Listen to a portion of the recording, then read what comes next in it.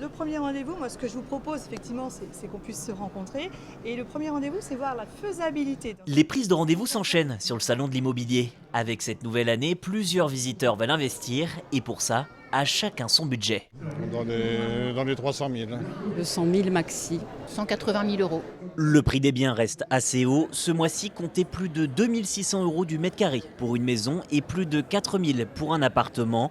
Des valeurs qui ont tendance à stagner en ce début d'année. Pour la partie côte, on voit que les prix, alors le prix, nous, ne baisse pas forcément encore beaucoup. Il commence à baisser plutôt dans le bocage et dans les terres. Sur la côte, le marché est un peu plus tendu. L'inflation sur le coût de l'énergie et la production de matériaux n'aident pas à faire baisser le marché. En 2022, Big Mat note par exemple une hausse moyenne de 18% des prix des produits, avec des disparités selon le matériau. C'était une tendance qui était déjà présente avant le début du conflit en Ukraine, mais le prix de l'énergie a eu une grosse influence sur les coûts de fabrication de la plupart des industriels liés au marché du bâtiment. Les dernières hausses des industriels ont été passées au mois de janvier. Elles sont importantes. Elles sont aussi importantes que celles qu'on avait subies au cours de l'année 2022.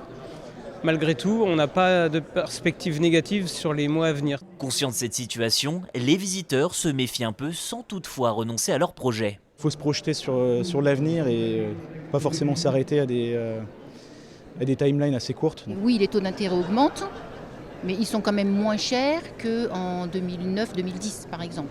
Même constat pour les professionnels, la confiance reste la clé. On sait que l'immobilier, ça monte, ça descend, ça monte, ça descend. Et il y aura toujours des personnes qui voudront effectivement devenir propriétaires de leur maison. C'est un département qui bouge beaucoup. Donc on accueille du primo-accédant, on accueille du secondaire, on accueille des retraités, on accueille de l'investissement aussi, parce qu'il y a toujours du Pinel sur les Sables et sur Saint-Gilles, il faut le savoir. Donc il y a de la demande, il y a du terrain. En 2022, plus d'1 100 000 transactions immobilières ont eu lieu dans tout l'Hexagone.